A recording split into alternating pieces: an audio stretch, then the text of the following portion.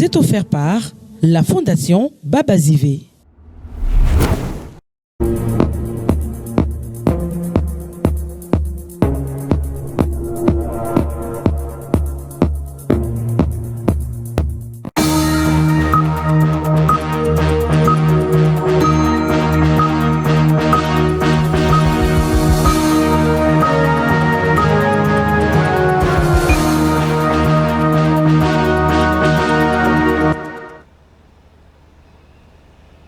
Bonsoir à tous et merci de nous rejoindre sur Magloire Télévision. Bienvenue à vous à ce 19 Info qui commence avec le sommaire.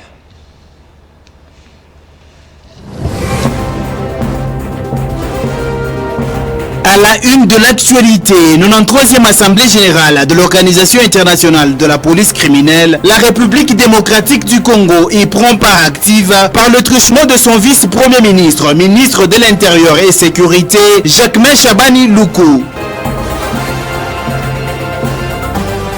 Ensuite, face aux opérateurs économiques, la première ministre Judith Assouminwa Tuluka a peint le tableau économique du pays lors de l'ouverture du forum Makutano dans la capitale Kinshasa, tout en répondant aux préoccupations des opérateurs économiques. Les détails, c'est tout à l'heure dans ce journal.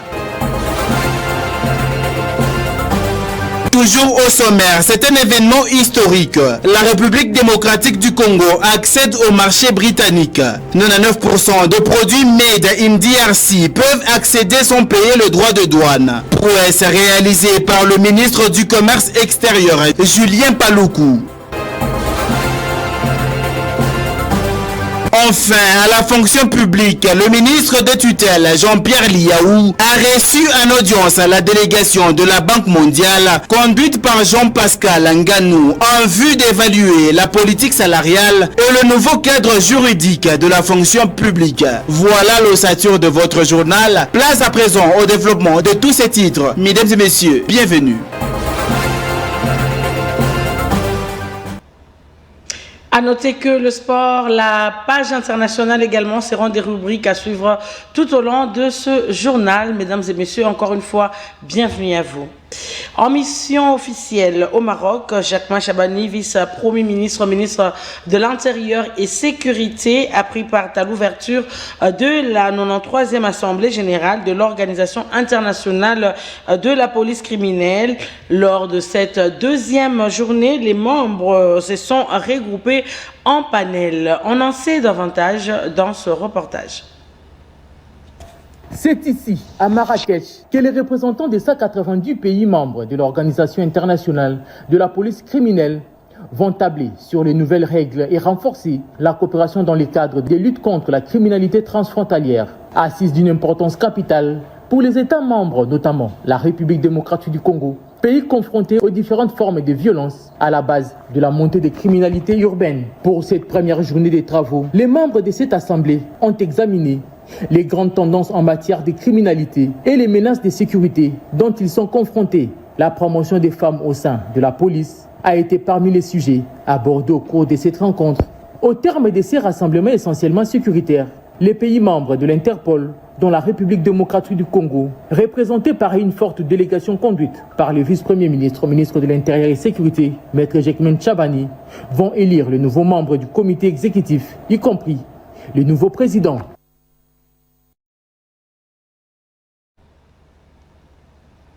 Autre chose, la première ministre congolaise Judith Assouminwa Tuluka a échangé avec des opérateurs économiques à l'occasion de l'ouverture du forum Makutano. Cette rencontre s'est tenue à Kinshasa le mardi 25 novembre 2025. La première ministre congolaise a répondu aux questions des opérateurs pendant plus de 2 heures. Un peu plus de détails dans ce reportage. Pour la chef du gouvernement, l'enjeu est désormais clair, transformer localement, diversifier et réduire la dépendance aux importations. Pour nous, il est vraiment important d'assurer cette diversification de notre économie, d'assurer une diversification de nos partenariats stratégiques aussi, et d'assurer une production locale parce que c'est là qu'on va pouvoir créer de l'emploi. Judith Assouminwa Tuluka a défendu les bilans de son gouvernement réalisé dans un contexte de guerre et de fortes contraintes, mais marqué par certaines avancées, notamment la stabilisation du franc congolais. Alors aujourd'hui, que nous avons pu stabiliser le franc congolais, que nous avons pu apprécier le franc congolais par rapport au dollar, je suis souvent étonnée de voir certaines personnes indiquer que nous avons fait fausse route. Je me pose des questions. Parce que je pense qu'aujourd'hui, nous sommes à la croisée des chemins. Nous devons faire confiance, c'est vrai, aux mesures que le gouvernement est en train de prendre, mais nous ne pouvons pas le faire seul. Le gouvernement ne peut pas travailler seul. Le gouvernement travaille avec ses partenaires internationaux comme les partenaires du secteur privé, et c'est important qu'ensemble nous puissions travailler et avancer. La première ministre Julie Soumine Toulouka appelle également le secteur privé à assumer pleinement son rôle dans la création d'emplois, rappelant que l'État ne peut plus absorber davantage de postes. Un appel entendu par le réseau Makutano qui dit vouloir accompagner la réappropriation de l'économie congolaise. Et puis le projet de loi sur la révision des comptes pour l'exercice 2024 soumis à la Commission économique et financière de contrôle budgétaire pour examen a été adopté le mardi 25 novembre 2025 par les membres de la dite commission, une étape qui marque une avancée significative dans le processus d'évaluation de l'exécution de l'exercice passé. Suivez. Ils ont travaillé d'arrache-pied, même pendant la nuit. Ils, ce sont les députés nationaux, membres de la Commission économique et financière et contrôle budgétaire. Un examen approfondi du projet de loi portant reddition des comptes exercice 2024 a permis aux sous-groupes DGDA, DGI, DGRAD, CAMI et autres services générateurs des recettes et du trésor public de procéder à une analyse sans complaisance du projet de loi. Question de savoir pourquoi tel ou tel autre secteur n'était pas financé, où est passée l'enveloppe affectée. Visiblement, les députés membres de cette commission ont été très regardants, très rigoureux et même très sévères au travers d'un débat parfois houleux sous la coordination du président de l'ECOFIN et contrôle budgétaire qui finalement s'est réjoui de l'adoption de ce document. En 4 jours, produire un travail de si haute facture, avec tout ce qu'il y a comme sensibilité, tout ce qu'il y a comme observation à faire, ce n'était pas facile. Et la commission ECOFIN gère 130 députés actuellement. Et c'était ouvert à tous les collègues, membres de l'Assemblée plénière. Nous sommes contents parce qu'on a bien chuté avec une adoption à l'unanimité presque.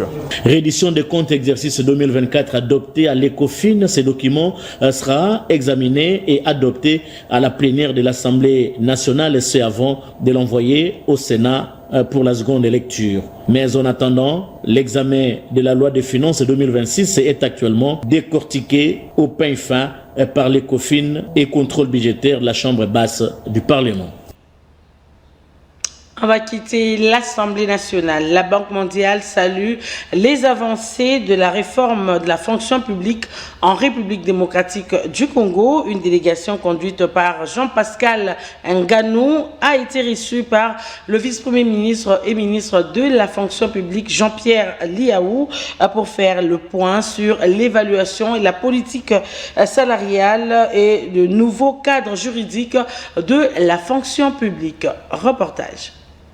Visée à s'enquérir de l'évolution des mesures inscrites dans le nouveau cadre juridique de la fonction publique. Nous sommes là dans le cadre des missions de l'appui budgétaire de la Banque mondiale avec le gouvernement. Et dans le cadre de cet appui budgétaire, il y a des mesures très fortes et ambitieuses du gouvernement que la Banque mondiale accompagne à travers cet instrument. C'est notamment les mesures du recrutement compétitif des fonctionnaires, dans le régime général, mais aussi dans le régime sectoriel, mais aussi la question de la nouvelle politique salariale. Nous avons discuté avec son Excellence vice-premier ministre de la fonction publique de la vision autour de ces réformes que nous avons beaucoup appréciées. Et nous sommes heureux de constater qu'il y a beaucoup de progrès. Déjà, il y a une nouvelle politique salariale, un projet qui a été préparé. Et pour parachever, c'était aussi de voir l'état d'avancement de la mise en œuvre de la déclaration du patrimoine des fonctionnaires et agents de l'État. Et son Excellence, Monsieur le VPM, a bien voulu nous donner aussi quelle est la dimension positive en termes de la mise en œuvre de cette mesure. Satisfaite des avancées, la Banque mondiale a salué les réformes engagées et réaffirmé son appui au gouvernement congolais. Et voilà, on va parler commerce maintenant. La République démocratique du Congo décroche un accès historique au marché britannique.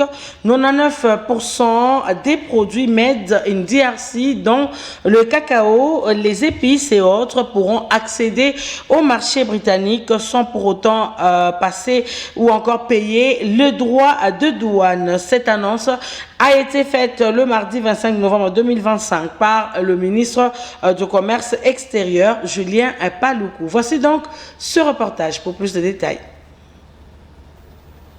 C'est un partenariat historique scellé ces jours entre la RDC et le Royaume-Uni.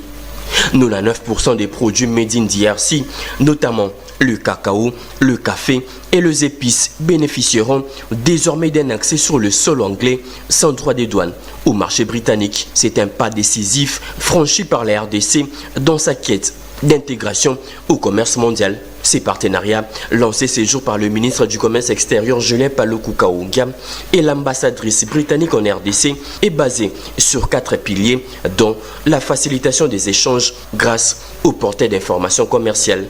Le gouvernement congolais, par la voix du ministre Julien Paluku, a salué cet appui stratégique, mettant en avant les potentiels agricoles et forestiers du pays. Les Congolais constatent que le président de la République, Félix Tshisekedi, il est en train de bâtir un pays plus beau qu'avant. Il a voulu ouvrir les Congo au monde. C'est comme nous allons commercer avec le Royaume-Uni, c'est de demander qu'il y ait une ligne aérienne directe Kinshasa-Londres avec British Airlines. Et donc c'est un message que je lance aux opérateurs économiques congolais, que tous ces producteurs locaux qui se trouvent aussi bien à Kinshasa que dans les 26 provinces, qu'ils sachent désormais que des produits congolais vont désormais entrer sur les marchés britanniques sans paiement des frais de douane. Signalons que cet événement a marqué également le lancement d'un important programme d'aide de commerce congolais avec l'appui du Centre du commerce international CCI, des Trade Africa et des British Standard. Et pour améliorer la planification budgétaire et renforcer la gouvernance des prévisions de recettes issues du secteur minier, le forum de haut niveau a réuni pendant 2 jours les parties prenantes de l'ICE. L'objectif est d'harmoniser les méthodes et mobiliser aussi les recettes. Plus de détails dans ce reportage.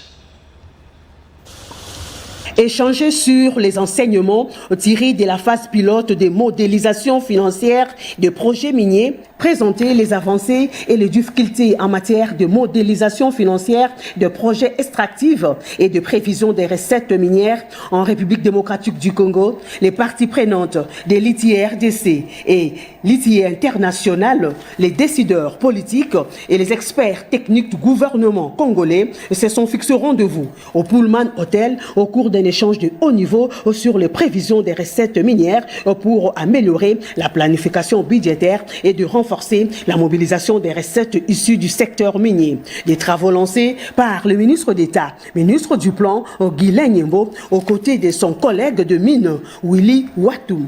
La démarche du gouvernement à travers ce forum est d'arriver à mettre en place un système d'information qui garantit la fiabilité des prévisions, notamment celles liées au secteur extractif. En agissant ainsi, nous pourrons en tirer plusieurs dividendes. Premièrement, nos projections budgétaires seront épargnées du choc d'instabilité auquel elles ont assez souvent été exposées. Deuxièmement, notre capacité d'anticipation serait renforcée et le financement de nos investissements publics pourrait occuper une place de choix. Et troisièmement, nous pourrons ainsi planifier utilement et sécuriser nos revenus. Pour avoir une compréhension commune des résultats, les parties prenantes seront sensibilisées pendant 2 jours sur leur rôle stratégique et technique respectif dans la prévision des recettes extractives. Ce journal se poursuit, mesdames et messieurs, placé sous le thème « Accélérer la transformation digitale souveraine d'Afrique ». La ville-province de Kinshasa a accueilli la 4e édition du Forum international Africa Digital Innovation 2025. Les experts et acteurs du numérique venus des différents pays d'Afrique centrale ont échangé sur les enjeux de l'innovation et de la souveraineté technologique, ainsi que du développement digital. Voici le reportage.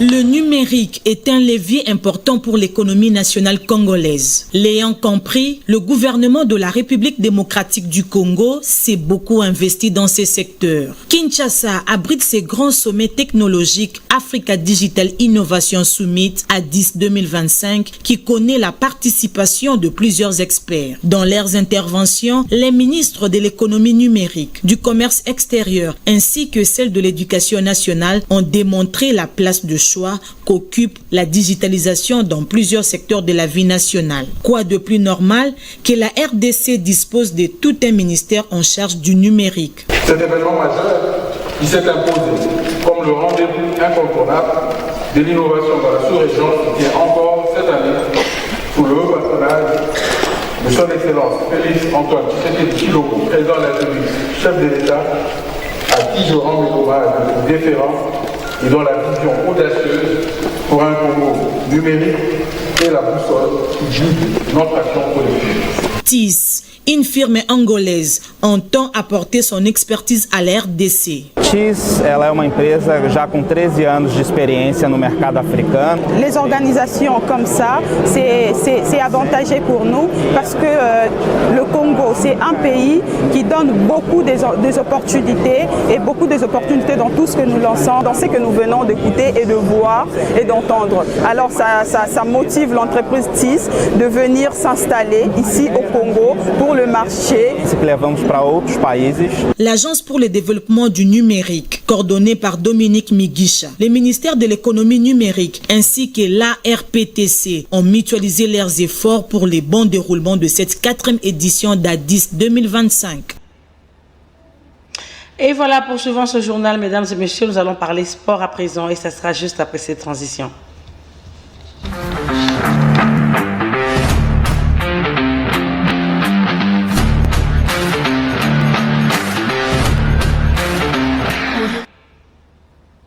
Et voilà, la 5e journée de l'UEFA Champions League a ouvert ses portes le mardi 25 novembre 2025. Les Anglais du football club Chelsea avaient battu le football club Barcelone par le score de 3-1. Et dans l'autre explication, Dortmund avait infligé une défaite à la formation de Villarreal. Le tout ici avec Grégoire Kazuiba.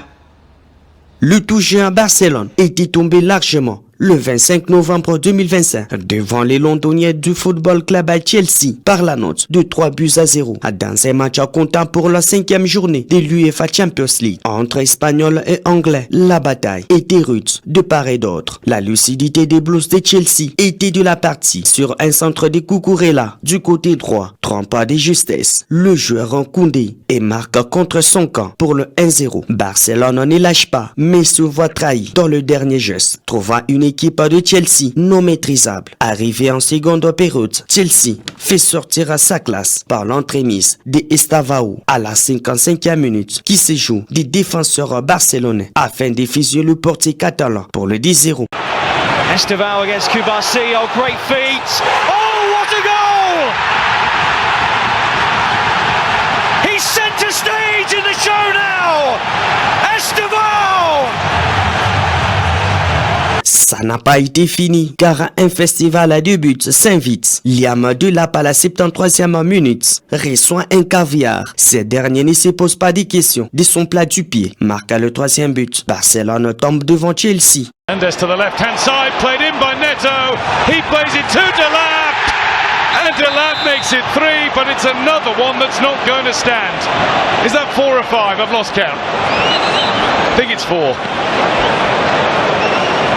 Wow.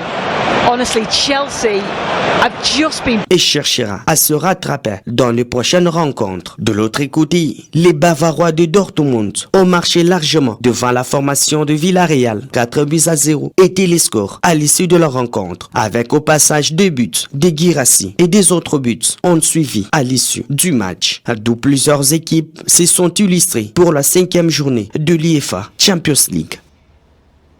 Mesdames et messieurs, cette information nous permet de rester en dehors de nos frontières nationales et ça sera après cette transition pour d'autres informations.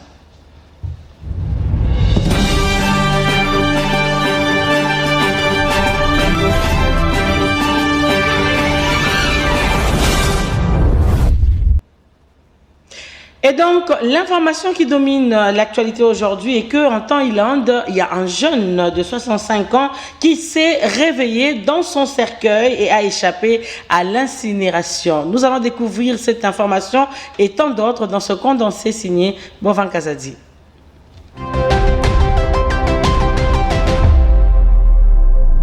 Très ému de vous retrouver, mesdames et messieurs, dans cette page bien réservée à l'espace international qui décolle par cette actualité en Thaïlande qui semble un peu mystérieuse, mais une réalité. La scène s'est déroulée au temple Wat Sarat Prakong Tam, dans la province de Nothamburi. Une Thaïlandaise de 65 ans a commencé à bouger dans un cercueil sous les yeux de plusieurs personnes, alors qu'elle allait être incinérée, et cette femme a été transférée à l'hôpital. La vidéo publiée sur sa page Facebook du temple montrait une femme allongée dans un cercueil blanc. Selon son frère, la sexagénaire semble ne plus respirer depuis plus de 10 jours, alors qu'elle était clouée dans son lit depuis 2 ans. L'homme a alors parcouru 500 km jusqu'à Bangkok, où la femme avait précédemment exprimé les souhaits de faire don de ses organes. L'opération ne sera finalement pas réalisée, certificat de décès officiel. Le frère s'est ensuite tourné vers le temps, et c'est pendant les échanges pour l'obtention du certificat de décès qu'un bruit venant du cercueil s'est fait entendre.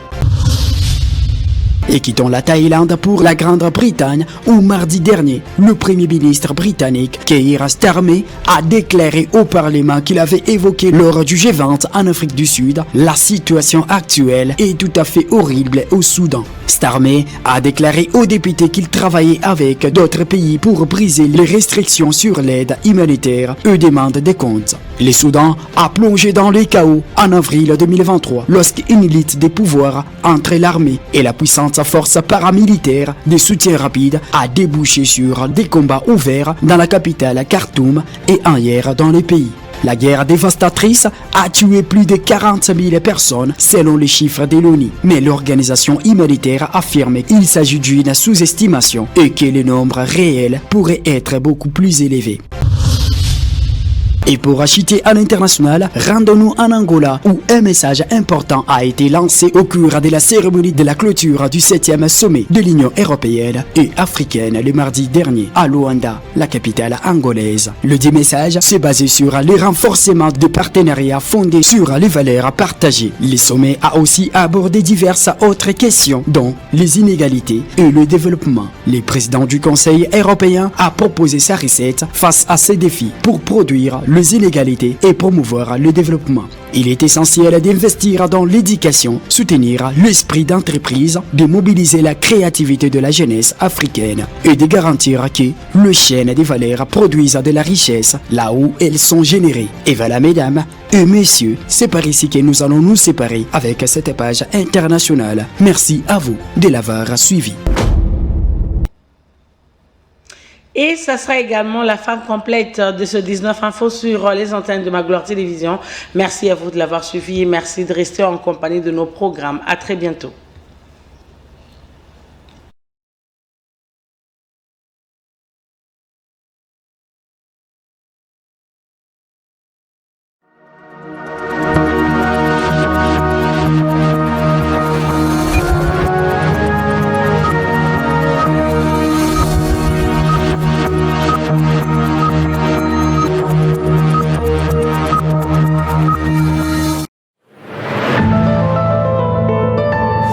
Ce journal vous a été offert par la Fondation Baba Zivé.